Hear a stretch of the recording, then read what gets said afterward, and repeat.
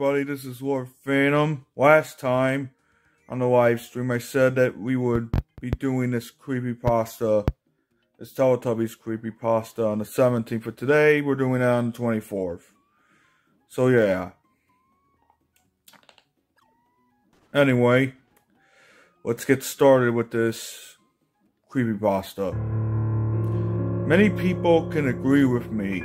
They have had a few bad moments in their childhood that they wish to forget. Unfortunately, it's these things that are so easily burned into memory.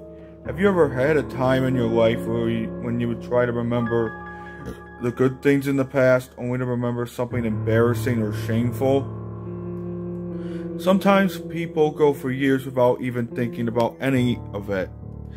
That is, until they find something which triggers that particular memory they never wanted to come back to. And with it comes feelings of paranoia and nausea. That is what happened to me.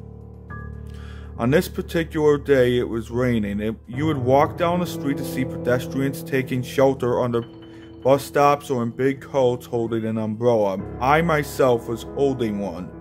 Frustrated by countless strong winds blowing it back, I was strolling down the marketplace looking for some cheap groceries. I wanted to get home quickly since the weather wasn't the best. As I was bagging some goods, I turned my head to see a table covered with old stuff. Taking a closer look, I could see it had boxes filled with VHS tapes lined up on their sides. Most of them were rather old children's shows, such as Bob the Builder and Thomas and Friends. None of them looked pirated, to be honest. One video case I saw had the Teletubbies logo on it.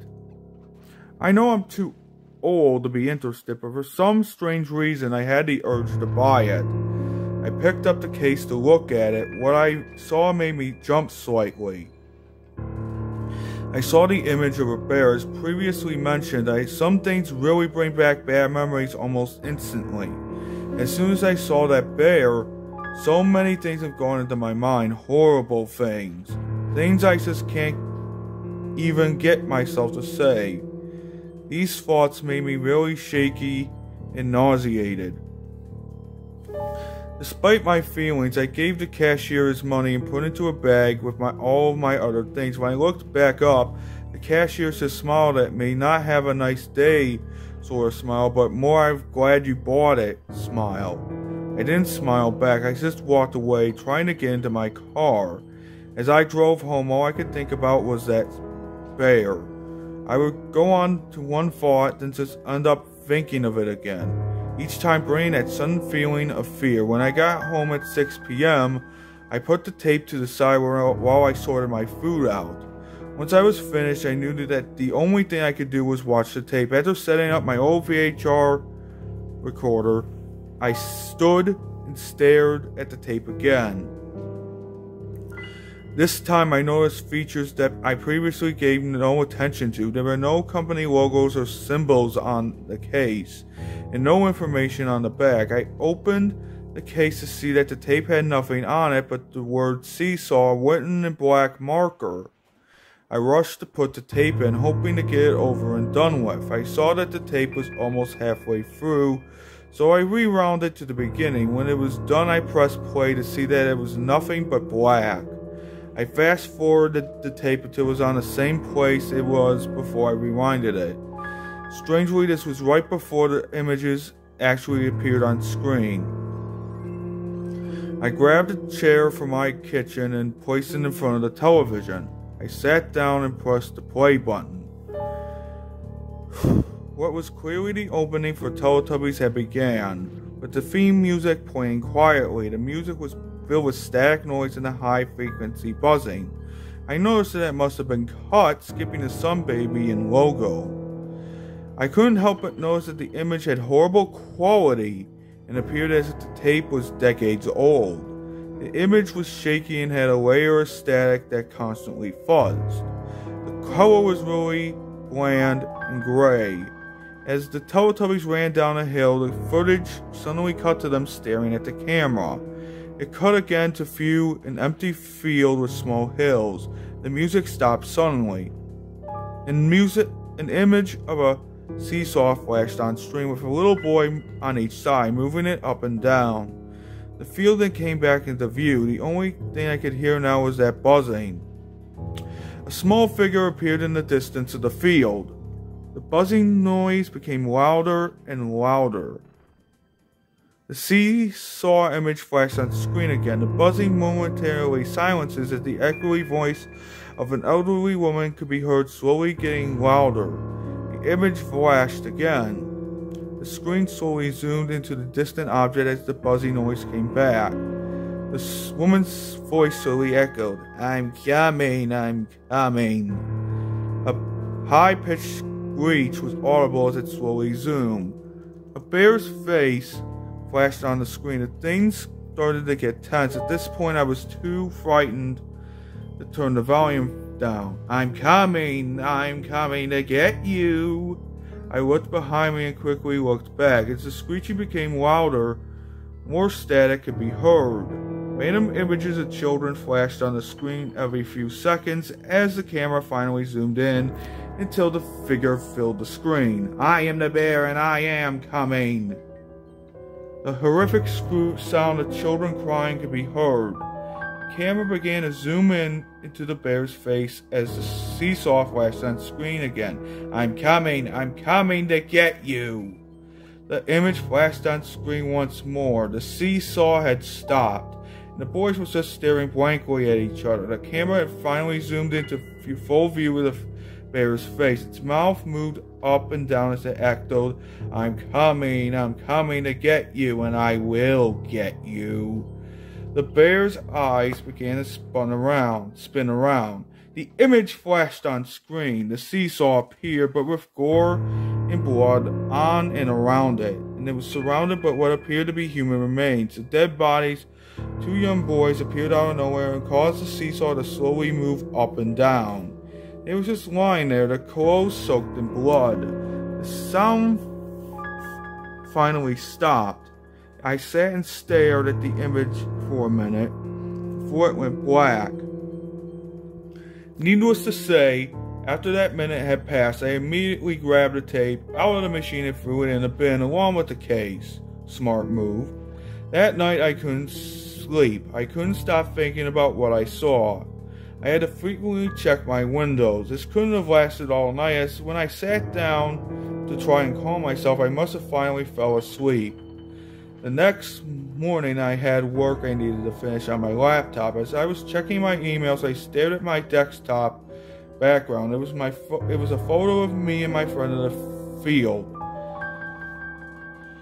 I saw a small figure on it that I didn't remember being there before. I found the original image in my files and zoomed in on it.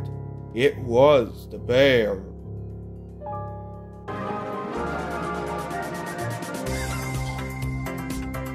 Okay, we're doing the comments first before we review the creepypasta. So this Tone Sully says, I bet Scary Wine is going to think twice about looking for the bear with brown fuzzy hair. And Hugor says, Mortimer strikes again. With Replush111 saying, can somebody please zoom into the bear?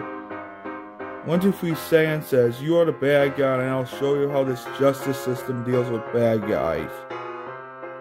Is that from the movie Bad Guys? Because if it is, it's pretty pathetic.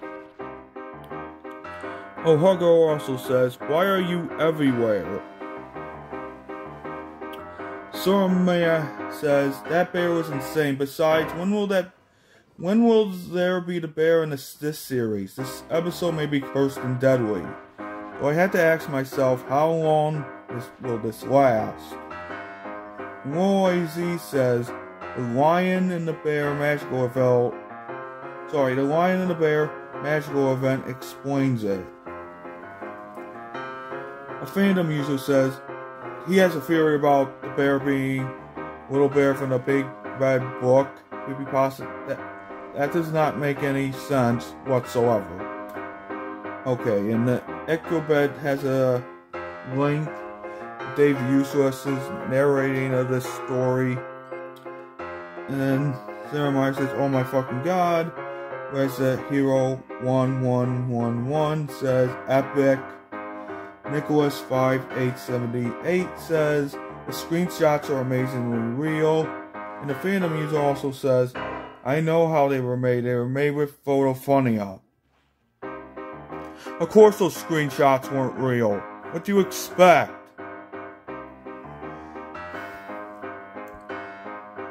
Okay, since we're done reading the comments, we're gonna go on to my final thoughts for this.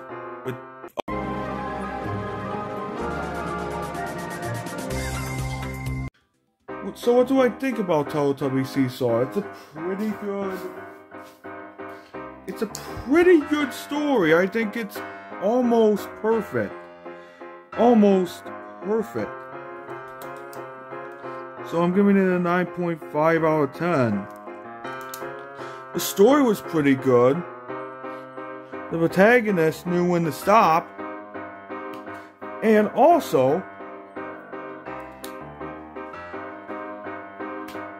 he thinks that the bear's after him, which is pretty logical, because if that bear was suddenly in one of my pictures, I'd probably run away and scream like a little girl.